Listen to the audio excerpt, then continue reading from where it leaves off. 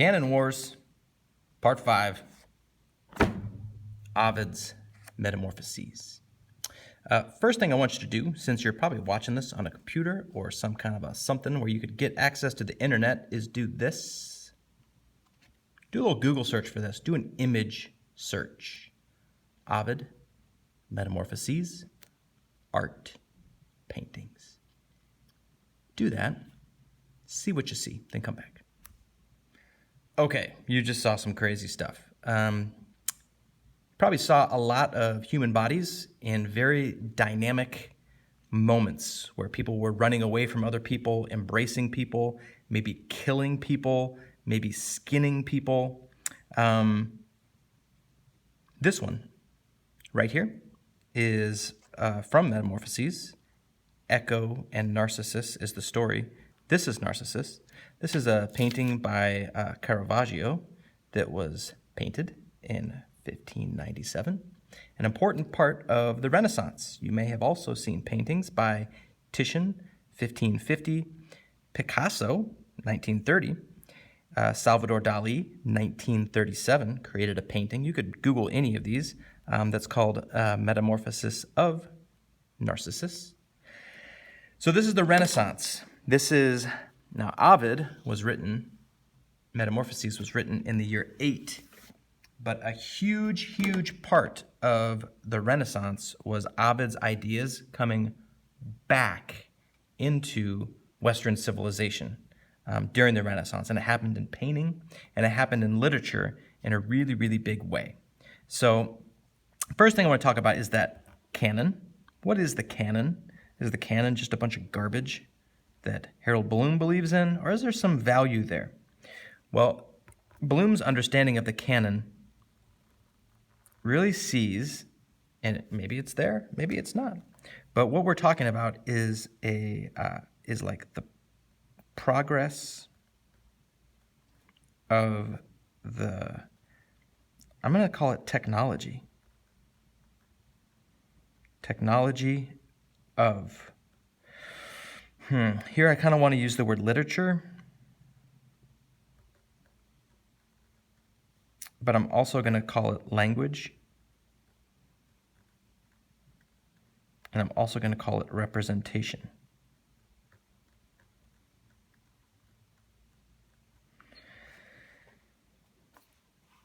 Progress, so like the canon moves in a direction, and those who earn a place in the canon have done something to advance this technology.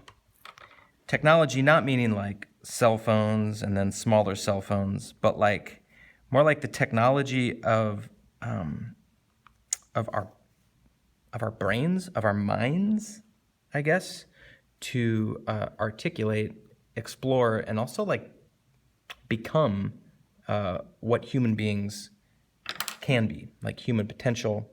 Some really big ideas there.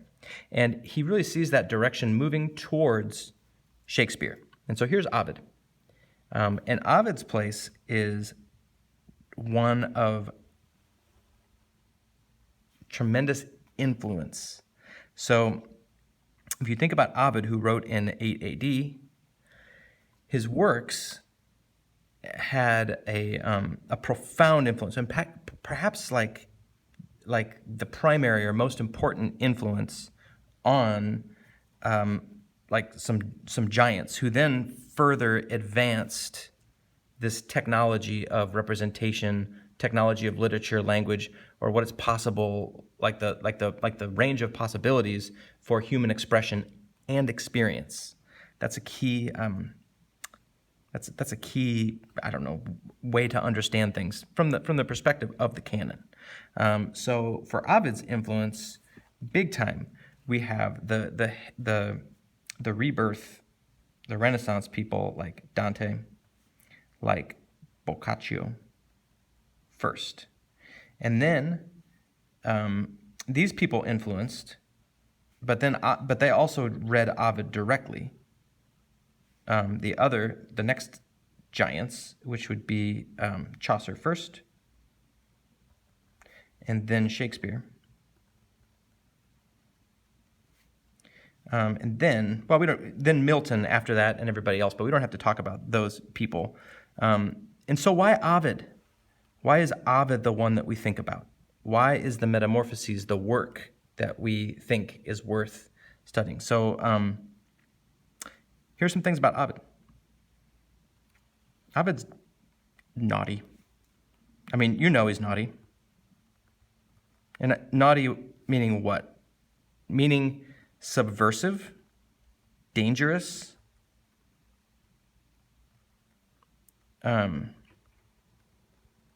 meaning like he doesn't shy away from the aspects of human experience that might involve violence, that might involve different realms of human relationships, things like sex and death. You know, he was fascinated by these things, and he was also very playful in how which is potentially problematic.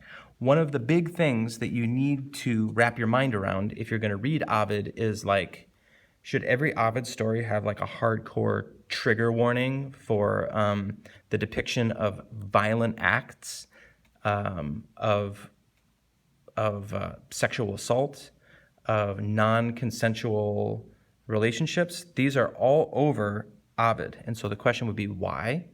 And what do we do about it as a modern reader? So naughty, subversive, dangerous. You know, it's kind of funny. I'm just going to write it there. Sex and violence. Most high school students still, in the United States, still read Romeo and Juliet, which is a play that is primarily about sex and violence. Teachers maybe pretend that it's about love and other things, but those are the subjects of that play. And so I'm thinking about making a video that answers the question for why. Like, why is it that these great works, and why is it that the works that we tend to study are really obsessed, I guess, with these two aspects, and violence and really death? You know, what is up with that? So I'm thinking about making a video about that because I have what I think is a good reason for why that is. But so what else about Ovid? What else are things worth knowing about Ovid? So I'm going to put a box around Ovid because that's what we're talking about. So for this video, I want to talk about those things. And I also want to talk about, I want to read a chunk of it. So what Ovid does is there's I want to write that word playful because that's an important word. And he's playful in the way that there's a multiplicity, which means just many viewpoints in the narrative. It's not like there's one solid, trustworthy narrator who takes you through. The narrator switches. Sometimes reading Ovid is like reading a snake that's eating his own tail, because you're in one story and then a small detail from that story transforms into another story, which is what Metamorphoses is all about, things transforming into other things. So it's very playful in its multiplicity of viewpoints and narrative techniques. And then also, very importantly, maybe most importantly, is that there is a real interesting examination of human and divine, I'll say divine, I spell divine, like that, human divine agency,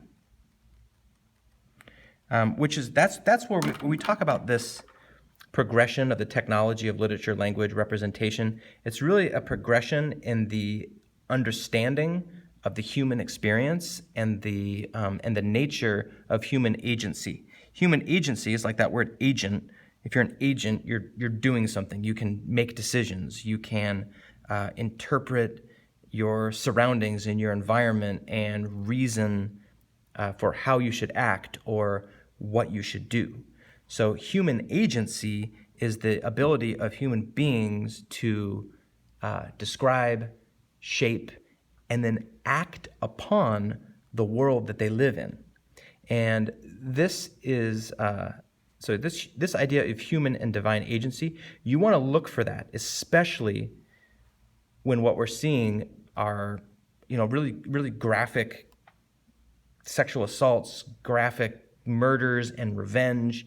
Is, well, if there's a victim, what does the victim do? How does the victim react?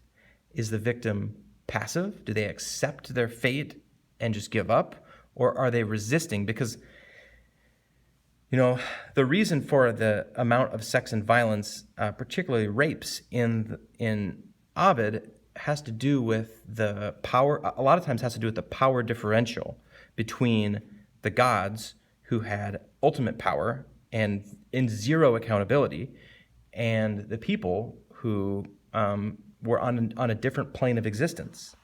And that, perhaps, I'm not an expert of ancient history, might mirror the power differential that was there at the time between people in the actual world, not the world of gods and mythology, but that difference between those with money and power had zero accountability, and those without,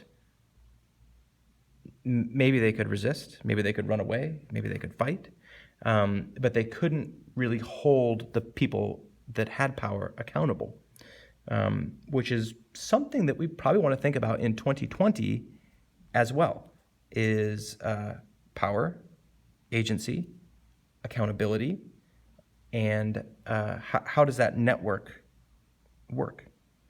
A couple things about Ovid's life before I read a section. I do want to read a section. And also, I just watched episode 3. Maybe you did.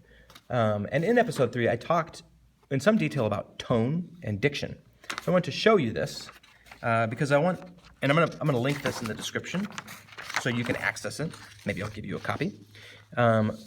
These are tones: awestruck, belligerent, bitter, candid. So if interpreting poetry, maybe one of the most important facets of interpreting poetry is correctly reading the tone. These tones, and there's actually another side. These tones: seductive, submissive, sulking, sympathetic, thoughtful, tragic, uneasy, urgent. These are all, your voice could sound this way when you're talking. You could sound something resentful. Thanks for coming to my party. That's resentful, as opposed to regretful. Thanks for coming to my party. Or pretentious. Thanks for coming to my party. Skeptical, solemn. But when we're reading poetry, you don't have the advantage of listening to a character talk. You have to conjure that tone based on the words that they're saying. So I want to give you an example of that by reading a big chunk of poetry. Of this poetry, of the story of Lycaon, the first story. So the Metamorphoses is a history from the beginning of the world to the beginning of the Roman Empire. Well, this is important because it was written in the year 8, and Ovid was a figure in the Roman Empire. He knew the emperor. In fact, so this historically, if you want to think about where the poem came from, it came from the very beginning of the Roman Empire. Now, previous to this, beginning of the Roman Empire. Previous to the Roman Empire, which started in the year 27 BC, I believe, beginning before the Roman Empire, there was a Roman Republic, and then Julius Caesar was assassinated, and there was a civil war, and then at the end of all that, in about the year 27 BC, so about 2,000 years ago, 27 BC, there emerged the first Roman Empire, who was Caesar Augustus. Now, for some reason that we don't know, there's a lot of speculation, and there is even a little historical evidence for what happened, but for some reason, Caesar Augustus personally exiled Ovid from the city of Rome. He personally said, Ovid, you, from this day forth until the day you die, will never set foot in the city that you love on pain of death. Caesar Augustus did that. I said, Ovid, playful. As a human, there's naughty. There is a speculation that something might have happened with Caesar Augustus's daughter and Ovid that resulted in that exile. So, Ovid, arguably the most influential and important work of the Western Canon, the first, the foundational, he is the one that influenced. Now, they all read the other great works. They read Homer. They read translations of Homer, which are either in Latin or maybe into English, some of these, or Italian, some of these people. But Ovid was the most fun, the most dynamic, the one that generated art like this. This is a very tame but beautiful piece of art of Narcissus pondering his own reflection as he is madly in love with himself. Now I'm going to read a chunk. I'm going to read a chunk, not from this translation, but a different translation, because this one, I like it better. Lycaon's Feast. Now, when great Jove, the son of Saturn, saw all this from his high citadel, he groaned, recalling an event, then still too recent to be widely known, Lycaon's filthy banquet. And stirred by anger worthy of himself, he called a council of the gods to session. None of those summoned was the least bit late. When the nighttime sky is clear, there can be seen a highway visible in heaven, named the Milky Way, distinguished for its whiteness. Gods take this path to the royal apartments of Jove, the Thunderer. On either side are palaces, with folding doors flung wide, and filled with guests of their distinguished owners. Plebeian gods reside in other sections. But here, in this exclusive neighborhood, the most renowned of heaven's occupants have their own household deities enshrined.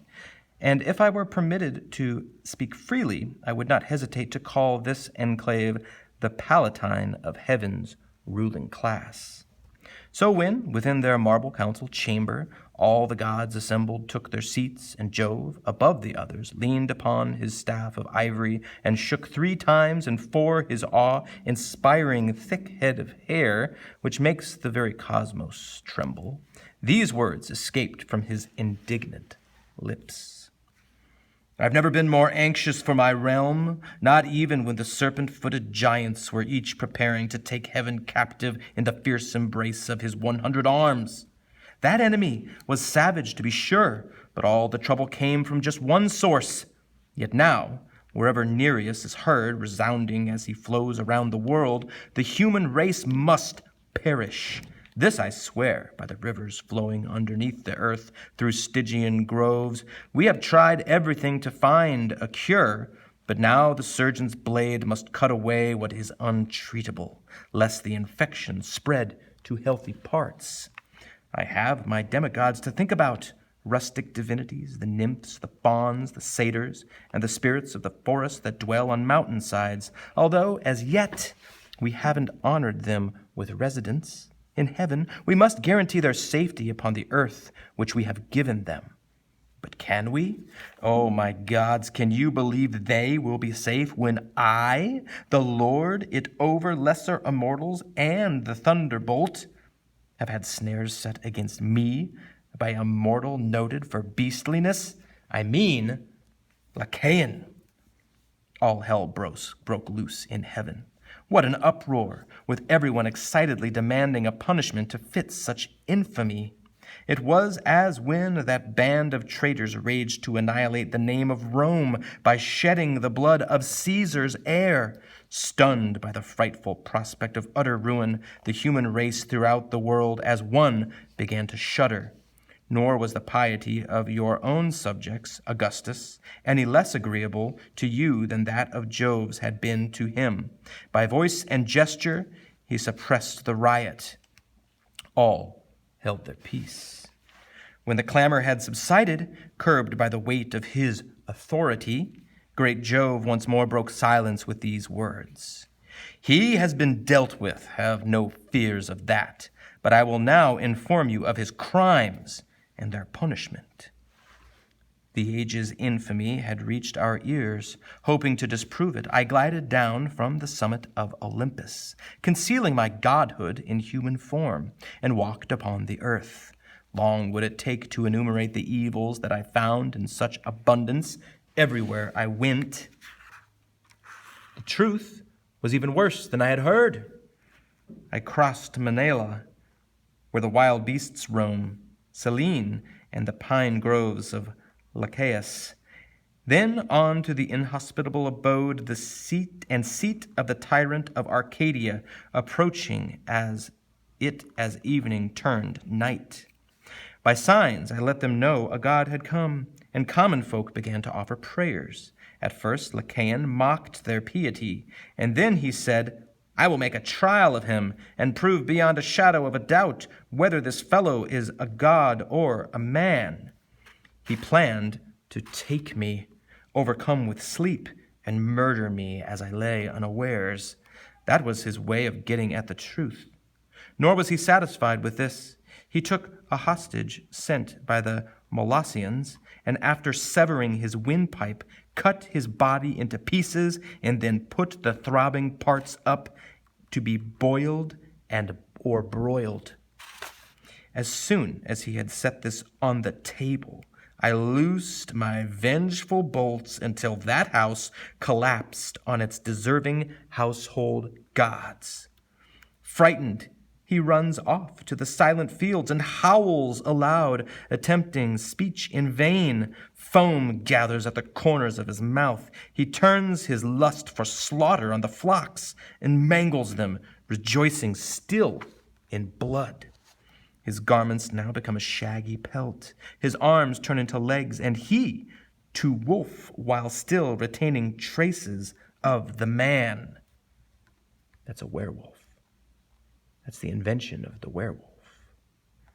Grayness the same cruel visage, the same cold eyes and bestial appearance. One host has fallen, many more deserve to. Over the broad earth, bestiality prevails and stirs the furies up to vengeance. So you can see that in this particular story, it was told by Jupiter, which Greek gods give the name of Jupiter to Zeus, is the lord of the thunderbolt. So Ovid, the narrative complexity is that there's a narrator who says, I'm going to tell you a story, but then the story is told in layers by people who are supposed to be the characters in the story. They tell their own stories, and the whole thing ends up all wrapped together. Fortunately, we have these little headings. As you move from story to story, you can see there's a relationship between the stories. It's different, complicated, interesting.